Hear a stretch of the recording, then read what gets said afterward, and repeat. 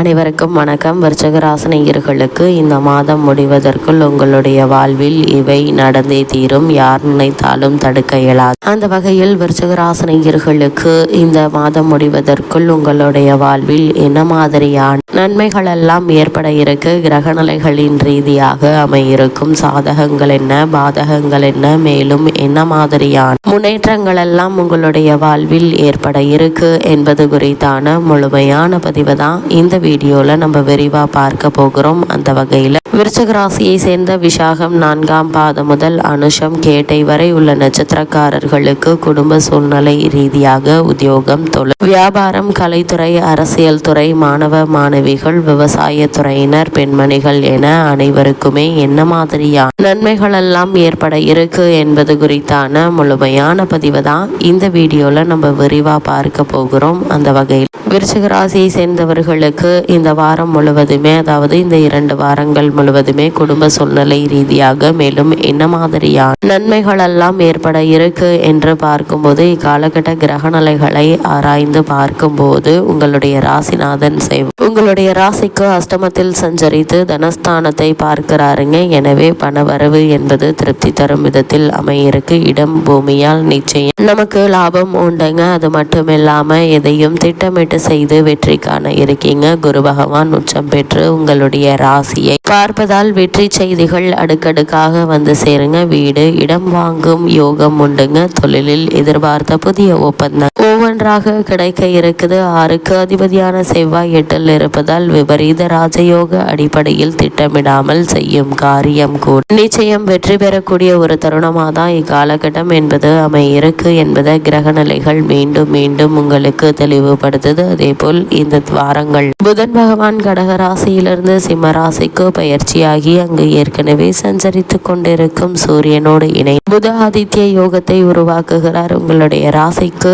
8, 11 ஆகிய இடங்களுக்கு அதிபதியானவர் புதன். அவர் சிம்ம ராசிக்கு செல்கிறாருங்க. லாபாதிபதியான புதன் தொழில் ஸ்தானத்திற்கு வரும்போது தொழிலில் லாபம் அதிகரிக்கும். புதிய ஒப்பந்தங்கள் அடுக்கடுக்காக வந்து சேருங்க. வெற்றி கனியை எட்டி பிடிக்க நண்பர்கள் உறுதுணையாக இருப்பாங்க. புதிய திட்டங்களை தீட்டி அதை செயல்படுத்துவீங்க. தொழிலில் வாடிக்கையாளர்களுடைய எண்ணிக்கை நிச்சயம் அதிகரிக்குங்க. அஷ்டமாதிபதியாகவும் புதன் இருப்பதால் இடமாற்றம், வீடு மாற்றம், தொழில் மாற்றம் ஆகியவை ஏற்படுவதற்கான சாத்தியக்கூறுகள் இருக்கு. இத்தருணங்கள்ல வரன்கள் வாசல் தேடி வந்து சேர இருக்கு.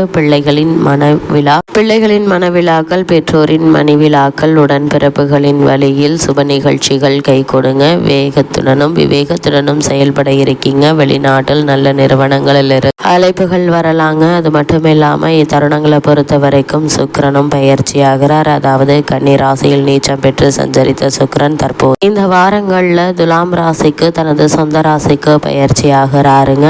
உங்களுடைய ராசிக்கு 7, 12 ஆகிய இடங்களுக்கு அதிபதியான சுக்கிரன் 12ல் சஞ்சரிக்கும் போது பயணங்கள் அதிகரிக்கும். பணிபுரியும் இடத்தில் கேட்ட சலுகைகள் கிடைக்க இருக்கு. வீடு, வாகனம் வாங்க யோகம் உண்டுங்க. என்றைக்கோ வாங்கி போட்ட இடத்தில் இன்னும் வீடு கட்ட முடியவில்லையே என்று கவலைப்பட்டவர்களுக்கு இப்போது வீடு கட்டி குடியேறும் வாய் உருவாக இருக்கு. பழைய வாகனத்தை கொடுத்துவிட்டு புதிய வாகனம் வாங்க வேண்டும் என்று நினைத்தவர்களுக்கு அதற்கான முயற்சி கை கூட இருக்குதுங்க. ஆரோக்கிய கவனம் தேவை. அதிக அலைச்சலை மேற்கொள்ளும் போது உணவிலும் கட்டுப்பாடு செலுத்துவது அவசியங்க. குலதெய்வ வழிபாடும் இஷ்ட தெய்வ வழிபாடும் குடும்ப முன்னேற்றத்திற்கு நிச்சயம் வழிவகுக்கும் என்பதை கிரகநிலைகள் மீண்டும் மீண்டும் உங்களுக்கு உறுதியளிக்குது. உங்கள் ராசிக்கு லாபாதிபதியான புதன் லாபஸ்தானத்திலேயே உச்சம் பெற்று சஞ்சரிப்பதால் பணம் பல வழிகளில் வந்து பையை நிரப்புங்க. மனதில் நினைத்ததை மறுகணமே செய்து முடிக்க இருக்கீங்க. தொழிலில் வளர்ச்சியில் அபரிமிதமான நிச்சயம் கிடைக்க இருக்கு. கிளை தொழில் தொடங்கும் யோகம் உண்டு. உத்தியோகத்தில் உள்ளவர்களுக்கு உயர் பதவிகளும் சம்பள உயர் கிடைப்பதற்கான வாய்ப்புகள் இருக்குதுங்க.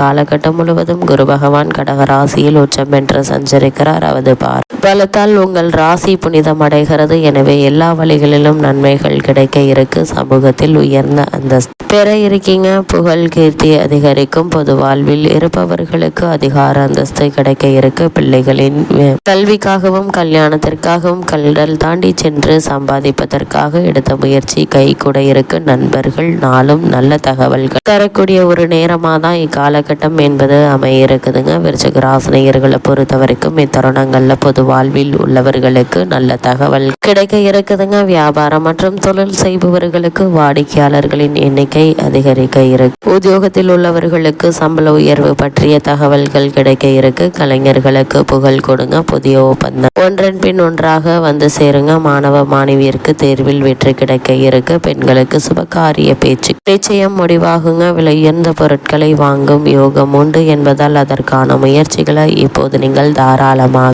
முயற்சிக்கலாங்க. நல்ல ஒரு முன்னேற்றம் நிச்சயம் உங்களுடைய வாழ்வில் ஏற்பட இருக்கு. நன்மை செய்யும் கிரகங்களும் அனுகூலமற்ற கிரகங்களும் கிட்டத்தட்ட சரிசமமாக சஞ்சரிக்கின்றன. அதனால் இக்காலகட்டத்தில் உங்களுக்கு நன்மையும் சில சிரமங்களும் மாறி மாறி உண்டாக இருக்கு. சுகஸ்தானத்தில் ராகு, குடும்பஸ்தானத்தில் வக்ரகதியில் சனியும் சஞ்சரிப்பதால் உடல் ஆரோக்கியத்தில் கவனமாக இருப்பது நல்லது. கணவன் மனைவியிடையே சிறு சிறு வாக்குவாதமும் பிணக்கும் ஒற்றுமை குறைவும் ஏற்படக்கூடும். செவ்வாயினுடைய நிலையினால் உஷ்ண சம்பந்தமான சரும உபாதை ஏற்படக்கூடுங்க. பாக்கியஸ்தானத்தில் குரு பகவான் புதனுடன் இணைந்து சஞ்சரிப்பதால் வருமானம் திருப்திகரமாகவே இருக்கும். பழைய கடன்கள் ஏதும் இருக்கும், அவற்றை முழுமையாக அடைத்து நிம்மதி பெறலாங்க. அதே போல் உத்தியோகஸ்தர்களுக்கு சுகஸ்தானத்தில் ராகுவும் அஷ்டமஸ்தானத்தில் செவ்வாயும் ஜீவனஸ்தானத்தில் சூரியனும் சஞ்சரிப்பதால் அலுவலகத்தில் பணிச்சுமை என்பது சற்று அதிகமாகவே இருக்குங்க. சக ஊழியர்களுடன் சற்று அனுசரித்து நடந்து கொள்வது நன்மை பயக்கும். உயரதிகாரிகளுக்கு உங்களுக்கும் இடையே கருத்து வேற்றுமை ஏற்படக்கூடும். சற்று வளைந்து கொடுத்து நடந்து கொள்வது உங்களுடைய எதிர்காலத்திற்கு நன்மை பயக்கும். சிலருக்கு நியாயமாக வழங்க வேண்டிய ஊதிய உயர்வு பதவி உயர்வு காரணமில்லாமல் மறுக்கப்படக்கூடுங்க. சற்று விட்டு கொடுத்து நடந்து கொண்டால் பிரச்சனைகள்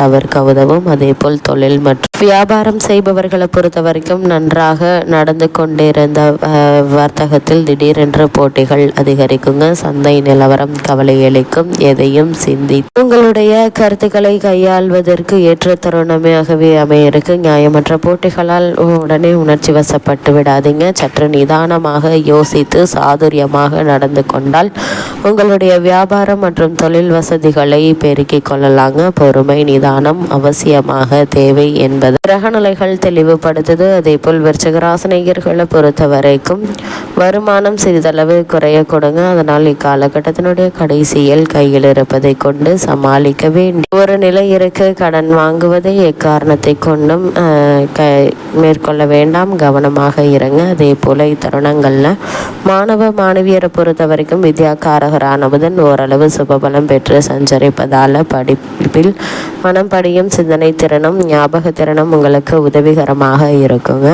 பாடங்களில் மனம் தீவிரமாக ஈடுபடும். வெளிநாடுகளுக்கு சென்று உயர்கல்வி பயில விருப்பம் உள்ளவர்கள் அதற்கான முயற்சிகள் இப்போது மேற்கொள்ளலாங்க. இத்தருணங்களில் கிரகநிலைகளின் ரீதியாக கூறப்படும் பரிகாரம் என்ன என்று பார்க்கும்போது வீட்டிற்கு அருகாமையுள்ள திருக்கோவிலுக்கு சென்று தீபமேற்றி வைத்து வழிபடுங்க. எண்ணற்ற நன்மைகள் நிச்சயம் உங்களுடைய வாழ்வில் ஏற்படும்.